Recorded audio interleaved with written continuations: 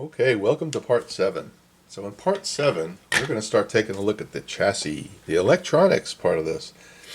We had enough fun with the woodworking. So let's talk about this chassis.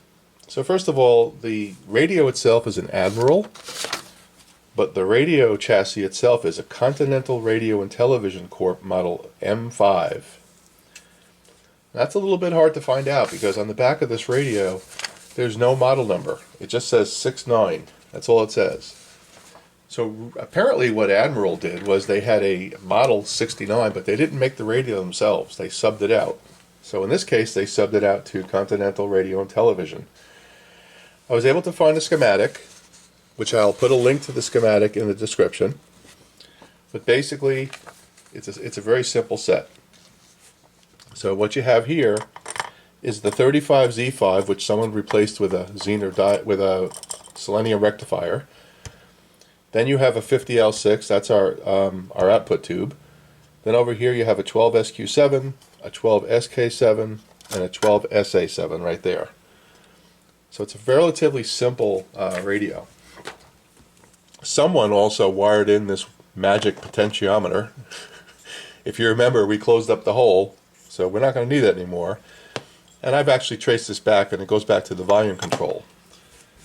The volume control on this radio also serves as the on-off switch. So at some point the volume control stopped working. So instead of replacing it, someone just wired in another potentiometer of the wrong value. Gotta love it. Anyway, so that's what that goes. So taking a look at this thing, if you look at the schematic, right here, this is the 35Z5, and here's the tube on the schematic. Let's get this light out of here, too much glare. So this is a 35Z5 rectifier tube. In this radio, it's a selenium rectifier. Now what I don't know is, was it put in after the factory, or was it put in at the factory? So you got to remember, post-war, components are pretty hard to get. So nobody knows if Continental Radio found a shortcut and couldn't get a tube like that. Maybe they couldn't get a rectifier tube. Who knows? We don't know that. Anyway, we're going to take that out of there. We're going to rip it out, and we're going to make sure we replace it again with a 35Z5. Just looking around the rest of the radio, this right here goes to the record player. Okay? That's going to be for our phono pickup. This is where our speaker goes that Dawn repaired for us right here. And this goes to our antenna, right here. This potentiometer goes bye-bye. I've taken my meter, and I've ohmed out the coils. So this pair of coils right here is 21 ohms, and right on the money. This pair of coils right here is 24 ohms, right on the money. And I've also ohmed out the speaker, the field coil. That's working fine too. So we've got ourselves a winner. But we have some problems on this thing. So let me flip this over and we'll take you right back. Okay, here's the underside. So first of all, it looks like most of the caps are original. Somebody was in here at some point and changed something, but it's fairly old.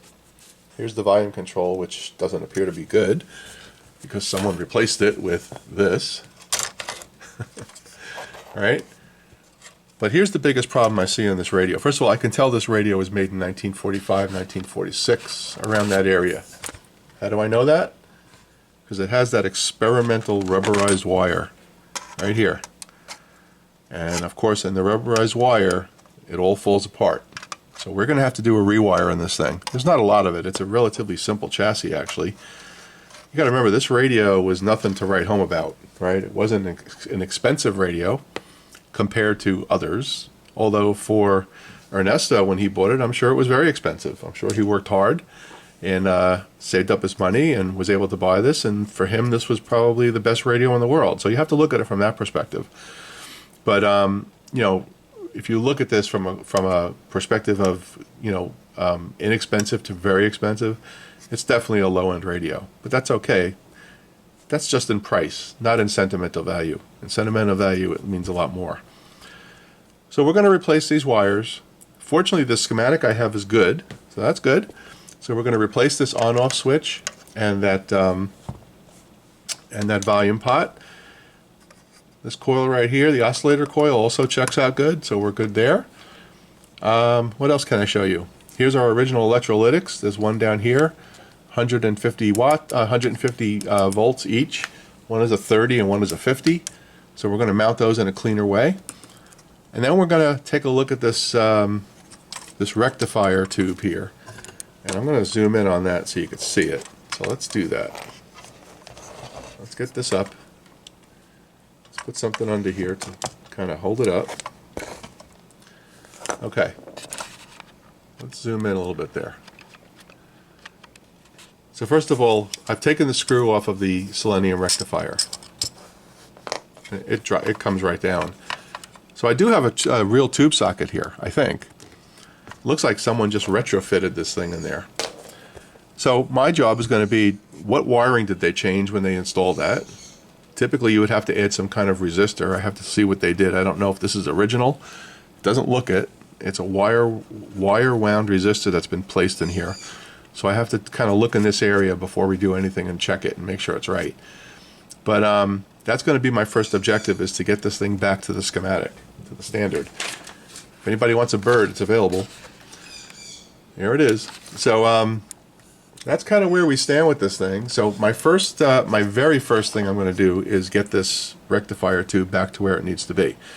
So I'm going to do my investigation, check all the things I need to check, replace the power cord, get all that out of there, mount our electrolytic caps in a much better way than they are now, and hopefully we're going to get this thing playing this weekend. And we're going to be able to do our first power up in our video, hopefully this one, if all goes well, and show all of you guys, as well as Larry and his family, Grandpa's radio playing for the first time in God knows how long. So if you're interested in that, stick around. I'll take you step by step through some of this stuff as I move along, instead of doing all the work off camera. I want to, maintain some of the history of this thing, of the restore for Larry and his family. So I will come back and show you as I'm moving along this thing and how I'm progressing. So if that sounds good, we shall be right back. Okay, let's do a checkpoint where we are here. So what we've done so far is we've replaced a few caps. So we've replaced one here and here. We've also replaced the volume control and the on-off switch. It's one unit. This is why the unit had an additional potentiometer in it, because the volume pot on this thing is no good. So we put in a 1 meg pot with an on-off switch, and we have everything wired correctly. So we're on to that. We've also mounted the terminal strip here, which is going to accept our two electrolytics, a 30 and a 50. I don't have the 30 at the moment. It'll be here tomorrow, so we'll put that in. And then we'll be able to clean up the rest of this this stuff with these caps and figure out what's going on with our rectifier tube. I know the the selenium rectifier was in there. I don't know what modifications they made, so I have to follow the schematic. But we'll get to that tomorrow. And as far as the rubberized wire goes, I'm not going to have to replace all of it. I can put some crazy glue on though to stop it from crumbling. This one here for the dial light, I can replace that. That's easy, and I'm not going to worry about too much about that because I can get to it easily. But the ones coming out of the cans, I'm not going to touch. Normally I would take the cans off and rewire the whole thing. Not necessary. I can protect those wires. So that's where we are.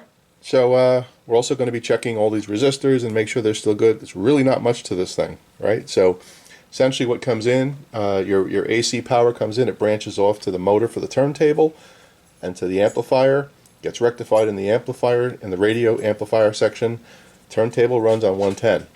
Your needle comes back here and plays through the amp when you hit the select switch. Very simple. So I'll get back to it. We'll be right back. Okay, we have the rectifier tube socket now completely cleaned out. And here's a bunch of extra parts that were not on the schematic, obviously. When you remove a tube like this and you put in a diode, which is exactly what this is, you have to add some resistance. So I'm not even sure what values these are. Doesn't really matter. They're coming out. So we're putting this thing back to stock. So the tube socket's now been cleaned, and we're going to start wiring it according to the schematic. Alright, let's just recap where we are here. We've got our filter caps put in. This is our 33 and a 47. That replaces the original 30 and 50.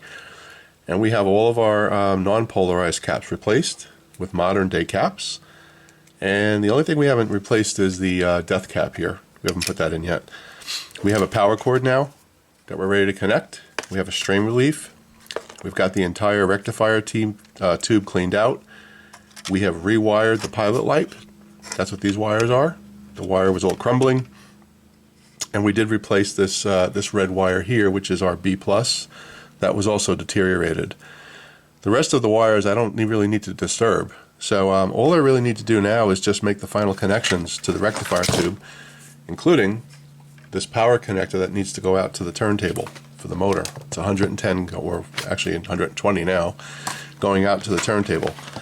So we're making some good progress, and once we get that done, we'll be able to start doing a test here. We've got all the modifications removed, and I think we're going to be in fairly good shape here. So a little bit more work. I was going to try to do all this in one episode, but I think I'm going to split it into two because I have a little bit more work to do here. So let me end this one. I'll put it up, and what I'm going to do on this, when I first turn it on for the first time, I'm going to really do it on video. So I want Larry and his family to see this thing play for the first time that I see it. So that's going to be the plan on this. So that'll be coming up in the next episode. So we're getting real close here.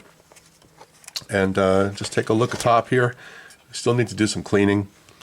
Here's the pilot light that we rewired right here. This filter, this tuning capacitor is really dirty. I have to decide if I'm going to yank that out and put it in the ultrasonic cleaner. And first I want to make sure the radio plays. We haven't done that yet. So that's going to be the plan. So we'll see you guys in the next video. Take care.